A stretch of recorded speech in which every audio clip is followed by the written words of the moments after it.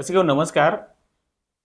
महातपस्वी श्री कुमारस्वामी जीवन आणि कार्य या पुस्तकाचे लेखक माननीय राजेंद्रजी मायनाळ हे आज आपल्या भेटीला येणार आहेत. अर्थात त्यांच्या जीवन कार्यावर एक परीक्षा आयोजित केली होती. त्या ग्रंथाविषयी सुरुवातीला आम्ही जाणून घेण्याचा प्रयत्न केला. या संपूर्ण त्यांच्या समितीचे अध्यक्ष माननीय राजेंद्र मायनाळ यांच्याविषयी आधी ते या सगळ्या कार्याविषयी सांगत जातील आणि मग त्यांच्या या लेखकीय प्रवासाविषयी आपण जाणून घेणार आहोत. साहेब नमस्कार. नमस्कार. एकूणच महास्वामीजींचं कार्य आणि महास्वामीजींकडे तुम्ही कसे आकृष्ट झालात सुरुवातीला, तुमची जडणघडण थोडक्यात आणि मग तिकडे जाऊया आपण. सोलापूरचं जे भूषण निंगेक राजशेखर मडकी साहेब हे माझे वडिलांचे सन्मित्र. अच्छा. त्यांची एकदा भेट झाल्यानंतर त्या आमच्या सासरे जे होते SC अंटत म्हणून जे सिद्धेश्वर कारखान्याचे MD होते, त्यांच्याकडे कुमारस्वामीजींचं त्या ठिकाणी वास्तव्य एक दिवसाकरता झालं होतं. तिथं आल्यानंतर मला जावे म्हणून त्यांनी मला बोलून घेतलं. घेतल्यानंतर मग स्वामींची भेट घेतली आणि त्यांचं ते बोलण्याची पद्धत आणि इंग्लिशवर असलेलं प्रभावी व्यक्तिमत्व आणि आजकाल संत महंत एवढ्या सगळ्या क्षेत्रामध्ये एवढं पारंगत नसतात. मग एक अर्धा तास बसल्यानंतर मलाही वाटलं की संत महंत म्हणजे वेगळ्या पद्धतीचे आहेत, मग आपण थोडंसं त्यांच्याशी चर्चा करावी. एक दोन गोष्टी चर्चा केल्यानंतर पुढे मग 1982 मध्ये मला धारवाडला जायची त्या ठिकाणी प्रसंग आला. मग त्यांचं तपोवन धारवाडमध्ये मोठं एक 19 एकरचं त्यांचं एक तपोवन आहे आणि जागतिक कीर्तीचे महर्षी होते, जागतिक कीर्तीचे दार्शनिक होते आणि त्यांनी म्हणजे पार्लमेंट ऑफ वर्ल्ड रिलिजनचं त्या ठिकाणी ते अध्यक्षपदी भूषवलेलं आहे. आपल्या सर्वांना माहितीच आहे स्वामी विवेकानंदांनी जसं त्या 11 सप्टेंबर 1893 मध्ये त्या जागतिक धर्म परिषदेमध्ये प्रतिनिधित्व केलं भारताचं. आणि नंतर मला कळलं की 5 नोव्हेंबर 1972 मध्ये ते पॅरिस या ठिकाणी भरलेल्या जागतिक धर्म परिषदेचे अध्यक्षपद त्यांनी भूषवलं होतं. बरोबर. आणि याच्या अगोदर 1953 मध्ये ऋषिकेशने सुद्धा जागतिक धर्म परिषदेचं अध्यक्ष भूषवलं होतं. आणि संत महंताची आपण शिकवण नेहमी बघतो की चांगल्या म्हणजे विचाराची आपण त्या ठिकाणी कास धरावी, समाजामध्ये एकोपा आणि सलोखा राहण्याकरता जी शिकवण आतापर्यंत संतांनी दिलेलीच आहे, पण यांची शिकवण वेगळ्या पद्धतीची होती. मला ते जास्त आकर्षित का झालो की ते विज्ञानिष्ठ होते. भामा आटोमी रिसर्च सेंटरच्या सायंटिस्ट लोकांना सुद्धा त्यांनी व्याख्याने देऊन अणुप्रमाणावरती त्यांनी भाष्य केलं होतं. कित्येक वैद्यकीय परिषदेमध्ये सुद्धा त्यांनी डॉक्टर लोकांना मार्गदर्शन केलं होतं. मला सांगायला काय हरकत नाही, 1968 मध्ये डॉक्टर RN शुक्ला म्हणून या ठिकाणी डीन होते. त्यांनी स्वामीजींना या ठिकाणी प्राईज डिस्ट्रीब्युशन करता बोलवलं होतं. त्यावेळेस बरेच लोक म्हणायचे की अशा म्हणजे भगवे वस्त्र परिधान केलेल्या या ठिकाणी बोलवले त्यांना आहे आपण, त्यांच्या हस्ते आपण बक्षीसमारंभ घेण्यामध्ये असं काय मोठा भाग घेणार आहे, आमच्या डीनना काय कळतं की नाहीये, एक मोठ्या प्रख्यात नामांकित डॉक्टरांना बोलावं आणि त्यांच्या हस्ते जर आपण बक्षीसमारंभ घेतलं तर आणि त्यांचं काही बोलणं ऐकलं तर आपल्याला काहीतरी मौलिक विचार मार्गदर्शन मिळेल असं त्यांना वाटायचं. पण प्राईज डिस्ट्रीब्युशन झाल्यानंतर जेव्हा स्वामीजी भाषणाकरता उठले आणि त्यांनी 1.5 तासाचं असलेल्या उपस्थित लोकांना मार्गदर्शन केलं, मंत्रमुग्ध केलं. अनॅटॉमी आणि योगा या विषयावरती ते बोलले.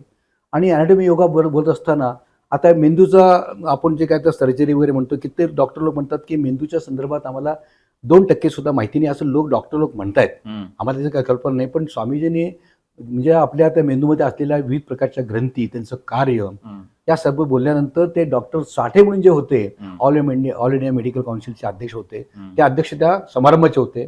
ते आपल्या भाषणात म्हणाले की असला मोठा मी योगी आतापर्यंत कुठं बघितला नाही, या योगीने कमीत कमी मेडिकल कॉलेजमध्ये शिक्षण घेतलं असावं असं त्यांच्या भाषावरून आम्हाला वाटतं. असे उद्गार त्यांनी त्यावेळेस काढलेले होते. मग या सर्वाचा प्रभाव मला पडल्यामुळं मग मी पुढे ते मडके साहेबांच्या मार्गदर्शनाखाली त्यांच्या सातत्याने प्रेरित केल्यामुळं मग या ठिकाणी आलो. कारण पूर्वी बरेच लोक होते, आमचे निलकंठप्पा कोनापुरे जे होते, पांडुरंग उकरंडे जे होते, सर्व जत्ती होते, शंकरराव धरणे असे बरेच आणि बाबासाहेब कुलकर्णी असे बरेच विश्वमंडळी काम करत होते. आणि मी नौका त्या ठिकाणी त्यांचं compared I am very young. बरोबर. आणि हे सगळे उपाधी म्हणून काम करत असताना त्या कार्यकर्ता म्हणून मी गेलो आणि ती कार्य करत असताना कधी सूत्र माझ्या हाती आली आहे मला कळलं सुद्धा नाहीये. आणि मला सांगायचं कारण म्हणजे आजकालच्या वातावरणामध्ये कुठेही पदाला, अध्यक्ष पदाला लोक फार पुढं सरसवाले असतात, पण आमच्या या ठिकाणी बाबासाहेब कुलकर्णी म्हणा, निलकंठराव कोनापुरे म्हणा, जत्ती म्हणा, हे लोक म्हणले अध्यक्ष आमच्या मानानेच व्हायला पाहिजे अशा पद्धतीने त्यांनी त्या ठिकाणी आग्रह धरला. मग त्यांच्या आग्रहाखातर तेव्हापासून मी गेली 25 वर्ष अध्यक्षपदाची दोरा मी या ठिकाणी वाहतोय. मुख्य कारण म्हणजे हे पुस्तकाचं लेखन करायचं कारण असं आहे की त्या ठिकाणी असं होतं की बऱ्याच लोकांना कुमारस्वामींचं दिलेला जो मंत्र आहे, ए प्रभो प्रसिद्धोम, हा स्फुरलेला जे मंत्र जो आहे तो स्वामीजींनी लोकार्पण केला.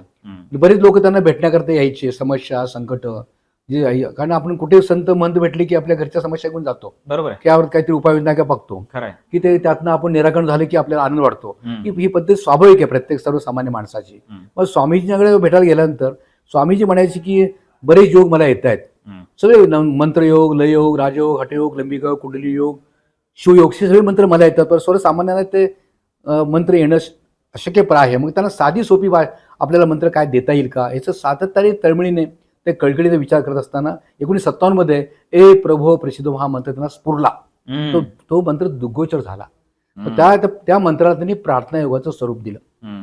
आणि त्या प्रार्थना योगाचं स्वरूप देताना तो मंत्र जो आहे तो फार विज्ञानिष्ठ आहे. हम्म. शरीरामध्ये 7 चक्र आहेत. हम्म. ते मंत्र सप्ताक्षरी मंत्र आहे. हम्म. प्रत्येक शब्द तो जो चक्राचा म्हणजे प्रत्येक ए प्रभू शिवचा मंत्र हम्म. जर आपण त्या चक्रावरती स्थिर होऊन जर म्हटलं हम्म. तर ती चक्र सगळी जागृत होतात आणि आपल्या शरीरातले जे काही ग्रंथी आहेत ती कार्यप्रवण होतात. बरोबर. आणि त्यामध्ये जननग्रंथी आले, ॲड्रेनल आले, पॅन्क्रियाज आलं, थायमस आलं, थायरॉइड आलं, पिट्युटरी ग्रंथी आले, पिनल ग्लँड्स आले. याच्यावरती मोठा प्रभाव पडतो. म्हणजे शारीरिक मानसिक आरोग्य चांगलं व्हायचं असेल तर प्रार्थना योग घ्यायला पाहिजे. तो मंत्र स्वामीजींनी आपल्याला सर्वसामान्य लोकांना दिलेला आहे. हम्म. दुसरा एक म्हणजे शिवयोग हा जो भाग आहे तो फार प्राचीन काळापासून आहे. हम्म. पण शिवयोगला नवीन आयाम दिलं आपल्या कुमार स्वामीजींनी hmm. He given a new interpretation to the Shivayoga. Yes. आणि ते इथं भारतातच नाही आहे, हा. जगास्तरामध्ये विविध राष्ट्रामध्ये जाऊन त्यांनी त्याचा प्रचार आणि प्रसार केलेला आहे. हम्म. त्यांनी युरोपियन दौरा 6 वेळा केलेला आहे. अच्छा. त्या ठिकाणी गेल्यानंतर लोकांचं त्यांचं संस्कृत होते कन्नडमध्ये हम्म. आणि तुमच्या इंग्रजी भाषण इतकं प्रभाव यायचं. हम्म. त्यांची भाषणं ऐकल्यानंतर जेव्हा टाइम्समध्ये तिथल्या न्यूजमध्ये जे काही यायचे निरीक्षण वगैरे बघितल्यानंतर वेटिंग सिटीमध्ये ते धर्मगुरू जे होते पोप पॉल जॉन द्वितीय त्यावेळचे हम्म. त्यांनी यांना बोलून घेतलं. हम्म. जे ख्रिश्चन धर्मगुरू म्हणजे सगळ्यात जगातले जास्त संख्या ही कोणाची आहे, ख्रिश्चन लोकांची. त्यांच्या धर्मगुरूने बोलून घेतल्यानंतर म्हणजे पहिल्या जगामध्ये अशा भारतीय संताला हम्म. आतापर्यंत पोपनी कुणाला आमंत्रित केले नाहीये. हम्म. मग तिथे गेल्यानंतर त्यांनी विचारलं की तुमचं काय वैशिष्ट्य आहे, हम्म. तुमची काय शिकवण आहे, हम्म. असं विचारल्यानंतर त्यांना फक्त 2 मिनिटाचा कालावधी दिला होता. हम्म. 2 मिनिटा कालावधी त्यांनी काय सांगायला पाहिजे मग हम्म. मग तरी ते आमच्या ह्याच्यामध्ये लिंगायत धर्मामध्ये एक इष्टलिंगचा भाग जो असतो, बरोबर आहे. जे लोक सगळे लिंगायत लोक ते इष्टलिंगची पूजा करतात, हम्म. त्याला सुद्धा स्वामीजीने एक वेगळ्या शास्त्रीय पद्धतीने ते सांगितलं. हम्म. डाव्या तळहातावरती ते इष्टलिंग देऊन तर त्राटक करून त्या पोपना बघायला सांगितलं. हम्म. आणि ते टेक्निक ऑफ बिहाइंड हम्म. ओपनिंग द थर्ड आहे, जे सिक्रेट आहे, त्यांना शास्त्र पद्धतीने सांगितल्यानंतर इतके प्रभावित झाले की तुम्ही या ठिकाणी सेंट पीटर चर्च जे आहे जगातलं सर्वात मोठं चर्च आहे, हो, हो. त्या ठिकाणी हम्म. त्यांनी या पोपनी 2 मिनिटाचा कालावधी दिला होता. हम्म. दुसऱ्या दिवशी त्यांचं भाषण ठेवण्यात आलं हम्म. आणि भाषणा विषय होता एलिमेंट्स ऑफ ख्रिश्चॅनिटी. हम्म. त्यांच्या देशात जाऊन त्यांच्याच या विषयावरती इतक्या चांगल्या प्रभावीपणे इंग्लिशमध्ये भाषण दिल्यानंतर हम्म. ते लोक सगळे पादरी लोक फार खुश झाले हो. की आमच्याच या म्हणजे जे तत्व आहे आम्हाला पूर्णपणे माहिती नाहीये. खरं आहे. तर स्वामीजींनी किती मोठा अभ्यास केला असेल हम्म. प्रत्येक क्षेत्रामध्ये. हम्म. कारण स्वामीजींचं जरी अर्थशास्त्र आणि राज्यशास्त्र हे विषय घेऊन जरी ते BA ला विद्यार्थी पहिले ते आले असतील हम्म. तरी सुद्धा त्यांनी विविध क्षेत्रात सुद्धा त्यांनी अभ्यास केला होता. त्यात हम्म. खगोलशास्त्र होतं, हम्म. वैद्यकीय शास्त्र होतं, हम्म. अणुशास्त्र होतं, हम्म. समाजशास्त्र होतं, हम्म. भौतिक शास्त्र होतं. हम्म. असं कुठल्याही शास्त्राचा जुजबी अभ्यास केला नाही त्यांनी. हम्म. त्यात त्यांनी पारंगतता मिळाली होती. हम्म. हम्म. तर अशा पद्धतीचं या योगमर्षाचं आणि सगळं म्हणजे महाराष्ट्रामध्ये संत माहिती आहे आपल्याला. संत तुकाराम आहे, ज्ञानेश्वर माहिती आहेत, तुकडोजी महाराज माहिती आहेत, गाडगेबाबा महाराज माहिती आहेत, समर्थ रामदास माहिती आहेत, नामदेव माहिती आहेत, आता अकोटचे आपले म्हणजे स्वामी समर्थ माहिती आहेत. या सगळ्या गोष्टी माहीत असताना हम्म. त्यांची शिकवण जी आहे, हम्म. सगळ्या संतांची शिकवण अशीच आहे की हम्म. समाजामध्ये चांगल्या पद्धतीचं वातावरण व्हावं, अंधश्रद्धेतून जे लोक मुक्त व्हावीत. हम्म. आणि स्वामीजी महात्मा बसूंच्या विचाराचे समर्थक होते. खरं आहे. आणि ते पहिली योगी हम्म. की परदेशात जाऊन हम्म. महात्मा बसूंच्या विचाराचं त्यांनी मोठ्या प्रमाणात प्रसारण केलेलं आहे. हो. शिवयोग, प्रार्थना योग आणि महात्मा बसूंचं विचाराचं प्रसारण हम्म. आणि भारतीय संस्कृती, हम्म. त्यानंतर भारतीय तत्वज्ञान हम्म. आणि भारतीय साहित्य हम्म. याचा ते मोठ्या प्रमाणात प्रचार आणि प्रसार केलेला आहे. हम्म. ही गोष्ट मग आपण विद्यार्थी दशेतल्या तरुण तरुणीला आपण का सांगू नये हम्म. म्हणून मी ते पुस्तक लिहायचा प्रयत्न असा केला की बऱ्याच लोकांना मी जेव्हा धारवाडला जायचो हम्म. तेव्हा स्वामी दिलेलं फक्त ए प्रभो प्रसिद्धम या मंत्रापुरतं लोकांना सीमित होतं. बरं. बाकी त्यांचं कार्य माहिती नव्हतं, हम्म. स्वामींचं शिक्षण काय माहिती नव्हतं, हम्म. स्वामींनी केलेलं सांगितलं लोकांना सांगितलेली जे शिकवण आहे ही माहित नव्हती. हम्म. मग प्रत्येक लोकांना भेटून विचारायचं स्वामींनी बघितलं का आपण, हम्म. स्वामी तुम्हाला काय सांगितले का, सगळी माहिती गोळा केली आणि 10 ते 12 पुस्तकं मी वाचून काढली त्या ठिकाणी वगैरे.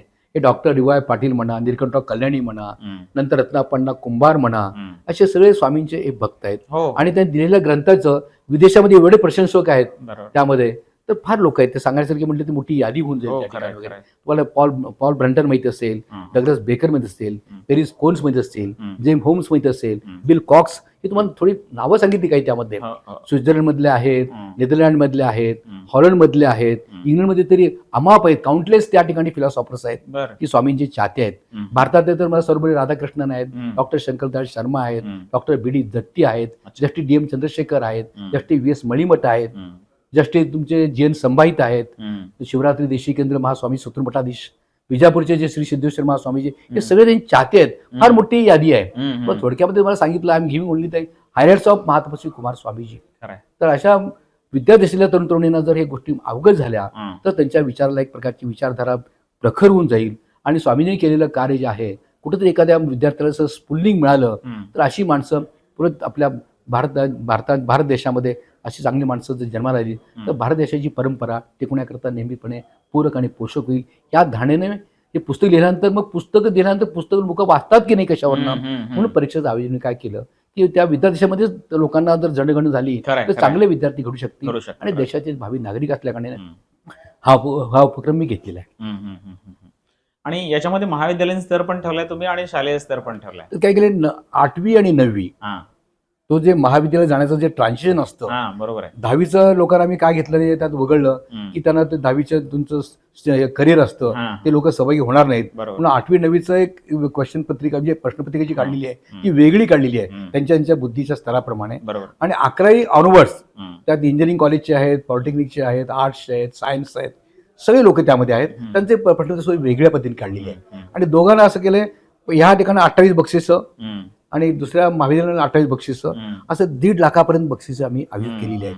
1.5 लाखाचं बक्षीस आयोजित करण्याचा पाठिंबा हेतू एवढाच आहे हं. की विद्यार्थ्यांनी थोडंसं टेम्प्ट व्हावं, हं. परीक्षेला बसण्याचा प्रयत्न करावा. हं. की आपण कोणाचं बक्षीस दिलं किंवा शाबासकी म्हटलं तर लोक त्या परीक्षेला बसतील, बरोबर तर आहे. कोणी आपल्या परीक्षा बसणार नाहीयेत. हं. आणि अशा आता सध्याच्या करिअरला फार महत्व असल्या कारणानं हं. अशा परीक्षेला बसण्याकरता त्यांना प्रवृत्त व्हावं हं. ही भूमिका ठेवून मी या ठिकाणी परीक्षेचं आयोजन केलेलं आहे. हं. आणि चांगल्यापणे मला प्रतिसाद या ठिकाणी मिळालेला आहे. हं. आणि खरं योगदान कसं आहे, सिद्धेश्वर प्रचाराचे जे संतोष पवार सर आहेत, पाटील हा पाटील संगमेश्वरचे पवार आणि संघर्षी संतोष पवार सर आणि सिद्धेश्वर प्रचाराचे जे मुख्याध्यापक जे आहेत संतोष पाटील सर आहेत, आमचे उपप्राचार्य तुमचे उंबरजी सर आहेत, हं. हं. ते संगीता गोटे मॅडम आहेत, हं. आणि सगळी टीम जी आहे हं. त्यांनी इतकं आम्हाला चांगल्या पद्धतीने सांगितलं, सर तुम्ही काही हरकत नाहीये, तुम्ही कार्यक्रम घ्या, तुम्हाला आम्ही सगळ्या पद्धतीने मदत करू.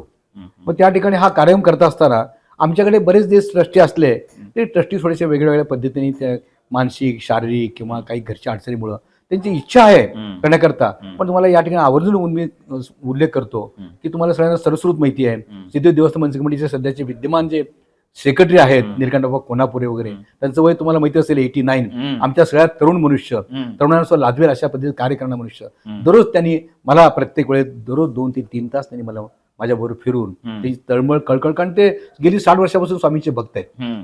त्यामुळे अशा माणसांची तळमळ बघितल्यानंतर हं. आपण तर त्यांच्यापेक्षा कम्फर्टेबल आपण यंगच आहोत. हं.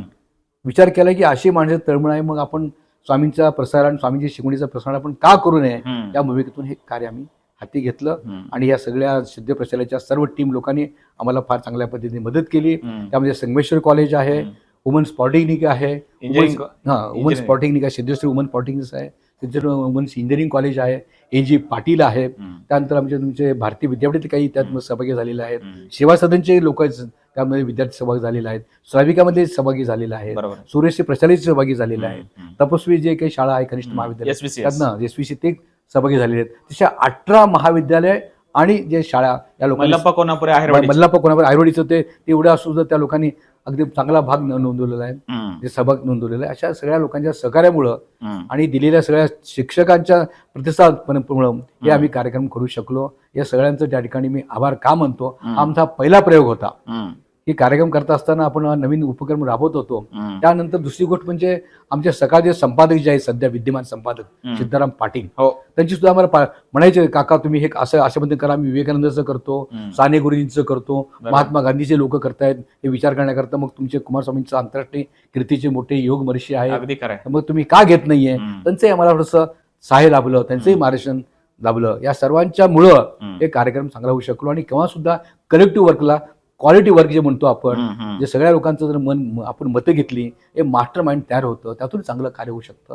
ही धारणा या ठिकाणी या कार्यक्रमामुळे मला ते त्यामुळे अधोरेखित करावं असं वाटतं. या सगळ्यांच्या सगळ्यांनी दिलेल्या सहकार्यामुळं मी आभारी आहे. तर हे होते माननीय राजेंद्रजी मायनाळ.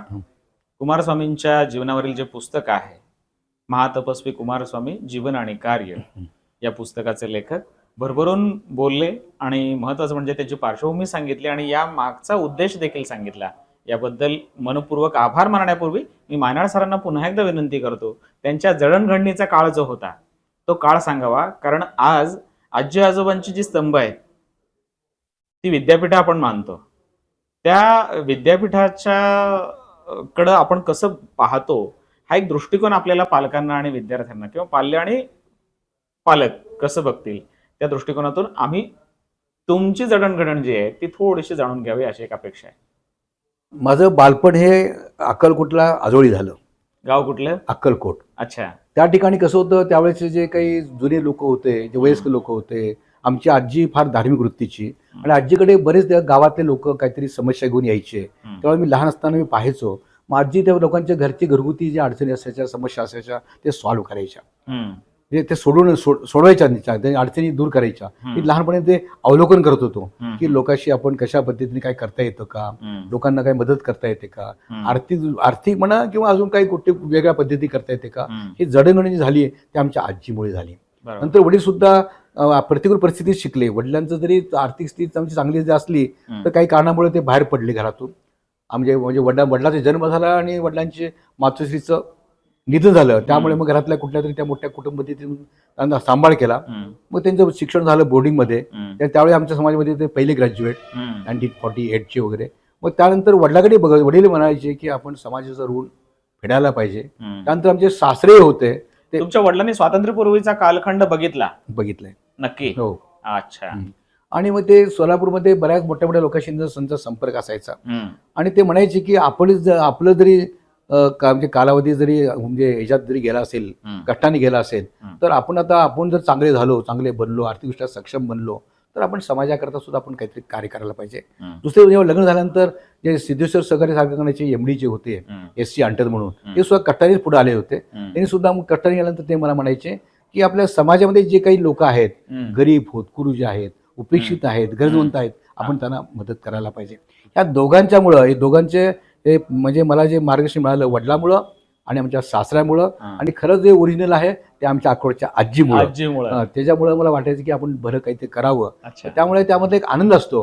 लोकांना आनंद देण्यामध्ये जो आनंद आहे, लोकांच्या आनंदामध्ये जो आनंद घ्यायचा आहे, ही भूमिका आपण पाळायला पाहिजे. आजकाल आपण प्रत्येक जण काय करतो, मला कसा आनंद मिळेल त्या भूमिकेत आपण कार्य करत असतो. खरा अर्थ असा आहे की दुसऱ्याला आनंद दिला तो निश्चितपणे आपल्याला आनंद मिळतो. त्या पद्धतीने कार्य करत असताना आणि मला या ठिकाणी जेव्हा मी या कार्याला आलो, त्या आंतरराष्ट्रीय प्रार्थना वगैरे, मला खरं म्हणजे राजशेखर बडगे साहेबांचे फार आभार मानावे लागतात. सुरुवातीला मला त्यांचा फार राग यायचा की तुम्ही काय येत नाही म्हटल्यानंतर आम्ही म्हणायचं सरकारी काम करत असताना सरकारी पगार घेऊन मध्ये आपल्याला कार्य करताना शनिवारी एका दिवशी रविवारी दिवशी येऊन, पण ते मला पाठपुरावा एवढा केला त्यांनी की त्यांनी मला या प्रवाहात ओढलं. म्हणून माझं आजचं जीवन अगदी संपन्न जीवन आहे. याचं सगळं क्रेडिट जातं राजशेखर बडगे साहेबांना. कुठल्या आंतरराष्ट्रीय प्रार्थनाच्या वतीने ते सांगतो, ते श्रेय त्यांना. आणि बाकीचे म्हणजे जडणघडणमध्ये जे लोक आहेत ते माझे 10वी पर्यंत शिक्षण कुठे झालं? अक्कलकोट झालं. मॅट्रिक पर्यंत. कुठल्या शाळेला? शाजी हायस्कूल. शाजी हायस्कूलला 8वी पर्यंत? नाही 11वी पर्यंत. जुनी 11वी? जुनी 11वी. अख्खा. मग त्यानंतर 200 संगमेश्वर कॉलेज, नंतर मग सांगली इंजिनिअरिंग कॉलेज. तुम्ही संगमेश्वरचे विद्यार्थी आहात? हो, विद्यार्थी. अच्छा. के भूषण जेव्हा प्राचार्य होते मी तेव्हाचा विद्यार्थी. 74 मी 70-71 तिथे. आणि त्यानंतर मी तिकडे इंजिनिअरिंग कॉलेज सांगली, वालसी कॉलेज इंजिनिअरिंग सांगली, बरोबर, त्या ठिकाणी शिकलो. बी झाल्यानंतर मग पाडवाई खात्यामध्ये मी नोकरीला आलो. अच्छा. नंतर मग सांगितलं तुम्हाला 1981-82 नंतर झाल्यानंतर 1995 मध्ये यांच्या संपर्क आलो. कोणाच्या? राजशेखर बडगे साहेबांच्या. राजशेखर बडगे साहेबांच्या. मग त्यांनी ते सोलापूरमध्ये त्यांची ओळख स्वामीजी महात्मा म्हणजे कुमारस्वामींची ओळख कोणी केली? बडगे साहेबांनी. सोलापूरकरांना बडगे साहेब माहिती नव्हते. त्याच्या आधी नागप्पा पडसरी म्हणून एक व्यक्ती होती, तिला आणलं होतं, पण खऱ्या अर्थाने चांगली ओळख करून दिली सोलापूरकरांना राजशेखर बडगे साहेबांनी ओळख करून दिली. नंतर मग असे त्यांनी सगळे लोकांना एकेकांना शोधून त्यांनी सांगितलं आता माझ्यानंतर हे माझे वारस म्हणून प्रत्येक सांगायला जायचे. त्यांच्यामुळे मला मोठ्या मोठ्या लोकांची ओळखी झाल्या. हां. त्यांनी मला डॉक्टर डी.वाय. पाटलाकडे नेलं. अच्छा. नंतर आपले एस निजलिंगप्पा जे अखिल भारतीय काँग्रेस कमिटीचे आहेत, हो. त्यांची ओळख करून दिली मला. जे एस निजलिंगप्पांचे जे मोठे जावई होते, प्लॅनिंग मिनिस्टर, त्यांची ओळख करून दिली. आणि नंतर म्हणजे बऱ्याच मोठ्या आमदारांचे, खासदारांचे, निलकंठ कल्याणींच्या घरी घेऊन त्यांनी ओळख करून दिली की हा माझा वारस आहे म्हणून. म्हणजे त्या जुन्या म्हणजे कमी वयात असतानाच त्यांनी मला बऱ्याच लोकांची ओळख करून देऊन की माझं कार्य पुढे चांगल्या पद्धतीने नेटाने व्हावं त्या दृष्टीने त्यांनी मदत केल्यामुळं किंवा त्यांना वाटलं असेल की माझं हे काम त्यांच्या पश्चात मी पुढे घेऊन जातो असं त्यांना वाटलं असेल. त्या पद्धतीने माझ्या पद्धतीने मी ते कितपत न्याय दिलो आता बाकी आमच्या विश्वास लोकांना माहिती येते. पण मला स्वतःला वाटतं की आपण ते आलो या ठिकाणी, फार कृत्य झालेलं आहे, आपलं जीवन फार संपन्न झालेलं आहे. या सगळं क्रेडिट यार म्हणून म्हणतो ना, आदमी बन जाता है व संगती से बन जाता है. Man is known by his company. त्या पद्धतीने माझं जडणघडण अशा पद्धतीने झाली. आणि सगळं ते श्रेय तुम्हाला सांगितलं आता जी नावं घेतली ते श्रेय त्यांना जातं. मनपूर्वक धन्यवाद साहेब. वेळ काढून या परीक्षेच्या दरम्यान आपण श्री सिद्धेश्वर प्रशाला सोलापूर इथं आहोत आणि सहज म्हणून आल्यानंतर ही एवढी छान मुलाखत आपण आमच्याशी शेअर केली त्याबद्दल मनपूर्वक धन्यवाद. धन्यवाद. रसिको नमस्कार. नमस्कार. हां, महातपस्वी कुमार स्वामीजींच्या जीवन आणि कार्याविषयी श्री सिद्धेश्वर प्रशालेत एक स्पर्धा परीक्षा म्हणण्यास हरकत नाही किंवा त्यांच्या जीवनचरित्रावर आधारित जी परीक्षा आहे किंवा होती, तर या परीक्षेच्या निमित्तानं अध्यक्ष म्हणून राजेंद्र मायनाळ यांच्यावर जी जबाबदारी आमच्या कोनापूरप्पांनी सोपवलेली होती ते आपल्या भेटीला आहेत. आणि प्रशालेचे मुख्याध्यापक माननीय संतोष पाटील सर आहेत आणि माननीय राजेंद्रजी मायनाळ आहेत. त्या तिघांचंही स्वागत करतो. आणि मी बोलतोय आता नीलकंठप्पा कोनापूरेंकडे, जे या आंतरराष्ट्रीय प्रार्थना योग सोलापूर समितीचे उपाध्यक्ष आहेत आणि अध्यक्ष राजेंद्रजी मायनाळ आहेत. तर ते त्यांना या प्रवाहात कसे आणले आणि त्यांना स्वामीजींचं जीवन आणि कार्य कसं भावलं त्यांच्याविषयी ते बोलतील. आणि सुरुवातीला आप्पा मी तुमच्या जडणघडणीविषयी विचारतो. बरं. म्हणजे लहानपणी आम्ही व्यापारी असतो आमच्या घरी असल्याकारणे आमच्या आईवडिलांनी, वडील तर व्यापाऱ्याच होते, मी देखील त्या व्यापाराच्या दृष्टिकोनातून शाळा शिकलो. शाळा शिकताना मी करंजकर शाळेत नाही होतो, सिद्धेश्वर आपलं काळदे स्कूल, पूर्वी महापालिकेच्या शाळा सुरुवात 6वीपर्यंत मी म्युन्सिपल शाळेत शिकलेला आहे. आता मी ग्रॅज्युएट दयानंद झालेला आहे कॉम. अशा पद्धतीनं माझ्या घरी समृद्धी जास्त असल्याकारणानं मला काही वाटलं नाही शाळा शिकावं असं.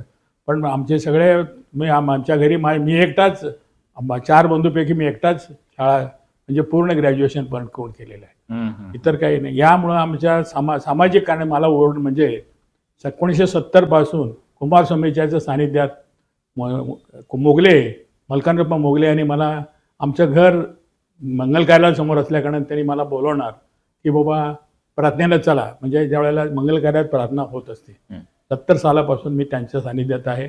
आणि तेव्हापासून मी सानिध्य असताना मी 1998 पर्यंत सेक्रेटरी म्हणून आंतरराष्ट्रीय प्रार्थना काम केलं. मी असताना त्याने मीटिंग बोलावलं असताना मला उपाध्यक्ष केले. 98 पासून मी उपाध्यक्ष आहे, संस्थेचं काम करत आहे आज त्या 98. पण ज्या वेळेला कुमारस्वामींचा लिंगैक झाल्यानंतर 2002 मध्ये त्यांनी आम्हाला सोडून गेल्यानंतर माझ्या हातनं संस्थेचा अध्यक्ष होण्याची कॅपॅसिटी नसल्या कारणानं म्हणा माझी त्याची इच्छा नसताना देखील आता मायनाळ साहेबांना, राजेंद्र मायनाळ हे इंजिनियर असल्या कारणानं त्यांचं लोकांशी संबंध जास्त असल्या कारणानं मी त्यांना अध्यक्ष बसवलं. आम्ही दोघं उपाध्यक्ष होतो, मी होतो, जत्ती होते. अशा करत असताना देखील त्यांना अध्यक्ष करण्यात आलं. आजपर्यंत ते अध्यक्ष म्हणून हे काम करतात. आणि त्यांच्या सहवासामुळं मी 7-8 संस्थेचं काम करतो. पण कुठल्याही संस्थेत असताना आम्ही एकमेकाला असं केलं नाही तू अध्यक्ष मी सेक्रेटरी याचा भावना व्यक्त न करता त्यांना मी अध्यक्ष केल्यापासून मी त्यांना कुठल्याही प्रकारचं सहाय्य करत आलो. कुमारस्वामीचं असो, आता बसव सेंटर असो किंवा आंतरराष्ट्रीय प्रार्थना असो, ज्येष्ठ नागरिक संघ असो, या संस्थेचं मी काही संस्थेचं असं करंजकर शिक्षण प्रसारण संस्थेचा आज मी 54 वर्ष अध्यक्ष म्हणून आहे. त्याच प्रकारे ज्येष्ठ नागरिक संघाचा देखील आता 11 वर्ष झालं अध्यक्ष आहे. असे आणि कुमारस्वामी पांगापूर संस्थेचं काम केलेलं आहे. आणि जे इतर म्हणजे समाज कारणात समाज कल्याण केंद्रावर आहे, सिद्धेश्वर देवस्थानचा सेक्रेटरी म्हणून काम पाहत. अशा कामात माझा 7-8 संस्थेचं काम करण्यात असल्या कारणानं मी आज आणि जे कुमारस्वामीचं काम करतात त्याने मला घेऊन येतात किंवा मी चला म्हणतात की इथं जायचं तिथं जायचं, मग त्यांच्याशी सहवासात मी त्यांना देखील साथ दिलेला आहे.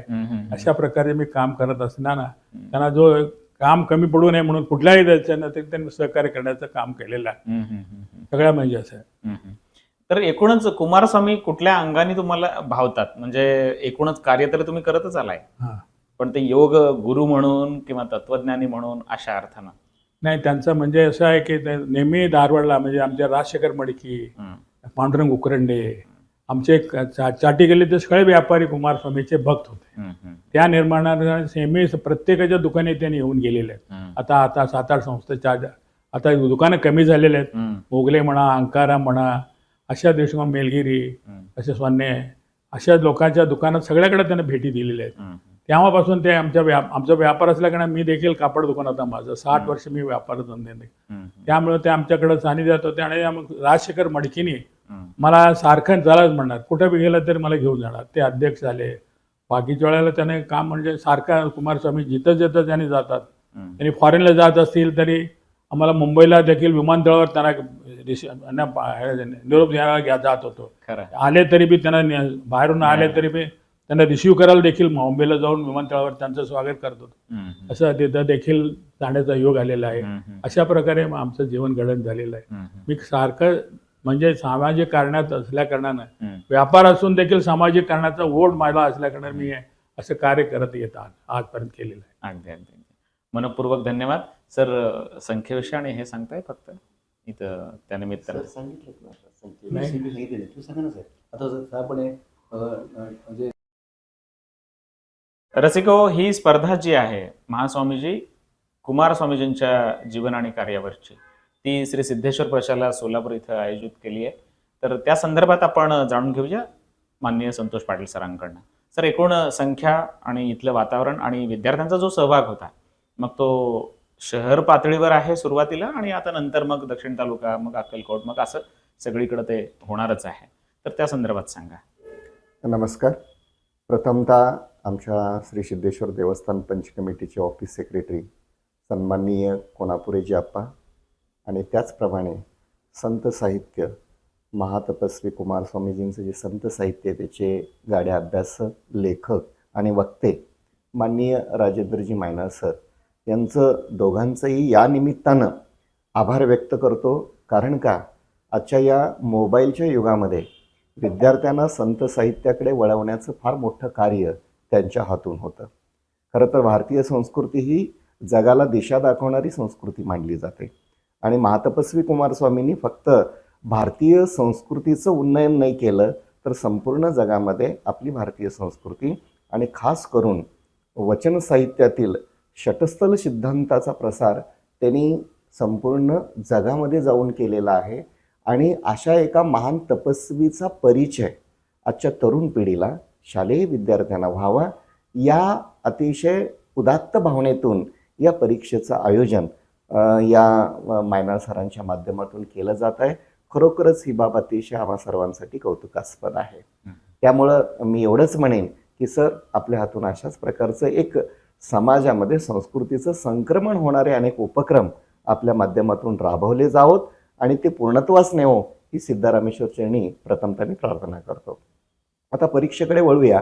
वास्तविक पाहता असंही सुरुवातीला वाटलं होतं की अध्यात्माच्या परीक्षेला प्रतिसाद किती मिळेल, परंतु एक वेगळेपण आपल्या सोलापूर शहराचं म्हणायला हरकत नाही की प्रत्यक्ष कोणापुरे आप्पा आणि मायनाळ सरांनी सोलापूर शहरामध्ये जी अतिशय अगदी लहान शालेय विद्यार्थ्यांपासून ते महाविद्यालयीन विद्यार्थ्यांपर्यंत प्रत्यक्ष त्या संस्थांना भेटी देऊन या संत महात्म्याचं महत्त्व पटवून देऊन जवळपास जवळजवळ 1000 विद्यार्थी या परीक्षेसाठी प्रविष्ट होतील अशा प्रकारचं नियोजन पहिल्यांदा त्यांच्या माध्यमातून करण्यात आलं.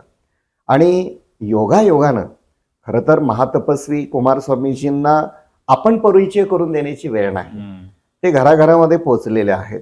फक्त तो परिचय सातत्यानं डोळ्यासमोर राहावा या उद्देशातून संस्थांच्या माध्यमातून सरांनी लिहिलेली पुस्तकं प्रथम पोहोचवण्यात आली. त्या पुस्तकांचा अभ्यास करण्यासाठी सांगण्यात आला आणि या परीक्षेला पहिल्यांदा हम्म. 900 विद्यार्थ्यांनी प्रतिसाद दिलेला आहे. हम्म. या महाविद्यालयामध्ये संगमेश्वर महाविद्यालय असेल, SVCHच्या संस्था असतील, श्राविका संस्था असतील, स्वामी विवेकानंदांच्या संस्था असतील, कुचन प्रशाला असेल, हरिभाई देवकरण प्रशाला असेल, भारती विद्यापीठ असेल, आमचं सिद्धेश्वर आणि संगमेश्वर संकुल असेल, या सर्वच शैक्षणिक संकुलातून भरभरून प्रतिसाद मिळाला. खरं तर वास्तविक पाहता एखाद्या स्पर्धा परीक्षेला विद्यार्थी आवर्जून पालक पाठवतात म्हणून येतात, हम्म. परंतु आध्यात्मिक स्तरावर घेतल्या जाणाऱ्या परीक्षेला पालकांनी आपल्या विद्यार्थ्यांना, आपल्या पाल्यांना पाठवण्याचा हा पहिलाच प्रसंग आम्हालाही दिसून येतो. आणि असं असतानाही जवळपास 1000 पेक्षा जास्त प्रती शाळा महाविद्यालयामध्ये मायनाळ सर आणि कोणापुरे आप्पांच्या माध्यमातून पोहोचवण्यात आल्या. विद्यार्थ्यांनी अभ्यास करून या परीक्षेला येण्याची तयारी दर्शवली आणि आज अतिशय सोलापूरच्या या इतिहासामध्ये आणखीन एक आनंदाचा क्षण म्हणजे अध्यात्माच्या या परीक्षेला आज आपल्या केंद्रावर जवळपास 700 पेक्षा जास्त विद्यार्थी, म्हणजे जवळजवळ 800 पर्यंत म्हणायला हरकत नाही, 800 विद्यार्थी या परीक्षेला प्रविष्ट झालेले आहेत. आज आपल्या या सिद्धेश्वर प्रशाला, सिद्धेश्वर कन्या प्रशाला आणि सिद्धेश्वर इंग्रजी माध्यम प्रशाला या तिन्ही प्रशालेचा जो काही शिक्षक वृंद आहे या परीक्षेमध्ये अतिशय स्वेच्छेनं सहभागी झालेला आहे. ही परीक्षा आज पूर्णपणे पार पाडली जाईल.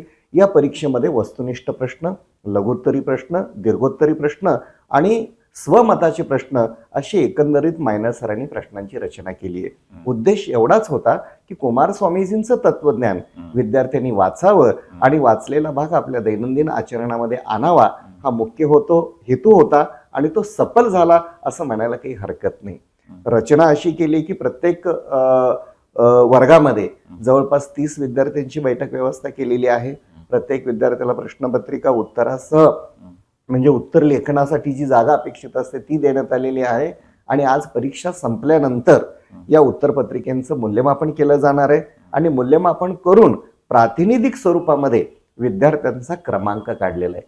क्रमांकापेक्षाही विद्यार्थ्यांनी या मोबाईलच्या जनरेशनमध्ये वेळ काढून त्या पुस्तकाचं वाचन केलं, याच्या इतकं मोठं बक्षीस कौतुक त्यांचं दुसरं असणार नाही. त्यामुळं प्रातिनिधिक स्वरूपामध्ये जरी क्रमांक काढले असले तरी मी या निमित्तानं सांगेन की सहभागी सर्व विद्यार्थ्यांचं आणि पालकांचं या निमित्तानं आम्ही अभिनंदन करतो. काहीच अगदी एक 4-5 दिवसामध्ये याचे निकाल तयार होईल. सहभागी सर्वच विद्यार्थ्यांना प्रमाणपत्र दिली जाणार आहेत आणि पुढे जाऊन ज्या विद्यार्थ्यांनी याच्या पुरस्काराची रक्कम सुद्धा खूप मोठी आहे. हो, पुरस्काराची रक्कम सुद्धा खूप मोठी आहे. रक्कम देण्या पाठीमागचा उद्देश अतिशय निखळ होता की विद्यार्थी यामध्ये जास्तीत जास्त सहभागी व्हावेत आणि फक्त 4-5 विद्यार्थ्यांना प्रमाणपत्र न देता बहुसंख्य विद्यार्थ्यांना प्रमाणपत्र देता यावेत. आणि रक्कम देण्याच्या पाठीमागं हे जे काही शालेय विद्यार्थी आहेत, हे काही महाविद्यालयीन विद्यार्थी आहेत, त्यांच्या शिक्षणाला या रकमेचा उपयोग व्हावा हा मुख्य उद्देश आहे. म्हणजे विद्यार्थ्यांना या परीक्षेसाठी आकृष्ट करून येणं हा मुख्य उद्देश या बक्षिसाचा नव्हता. आपल्याकडे सोलापूरमध्ये आजही अशा अनेक विद्यार्थी आहेत की ज्यांची आर्थिक परिस्थिती ही मध्यम आहे आणि अशाही विद्यार्थ्यांना एक या प्रार्थना योग माध्यमातून अतिशय सहयोग होईल किंवा मदत होईल हा एक अर्थसहाय्य व्हावं, त्यातली गुणवत्ता सुद्धा सिद्ध व्हावी हा एक हेतू होता. त्यामुळे अगदी येत्या 8 दिवसामध्ये याचे जे काही या परीक्षेचे निकाल आहेत ते जाहीर केले जातील आणि कोणापुरे आप्पा आणि मायनाळ सर यांच्या माध्यमातून पुढील जो काही एक बक्षीस वितरणाचा चांगला कार्यक्रम आपल्या सोलापूरमध्ये आहे त्याचंही नियोजन त्यांनी त्यांच्या पद्धतीनं करून ठेवलेलं आहे.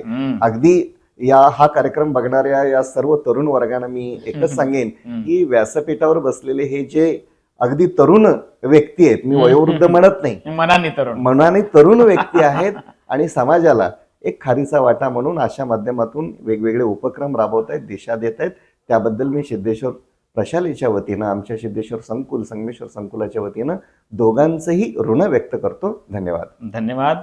आंतरराष्ट्रीय प्रार्थना योग यांच्या वतीनं आज जी महातपस्वी कुमार स्वामीजी यांच्या जीवन आणि कार्यावरची जी परीक्षा संपन्न झाली सिद्धेश्वर प्रशालेत, त्यानिमित्तानं हे तीनही मान्यवर आज उपस्थित झाले. याबद्दल SES.संगमेश्वर कॉलेज या YouTube चॅनलच्या वतीनं मी सर्वांचा आभारी आहे. धन्यवाद.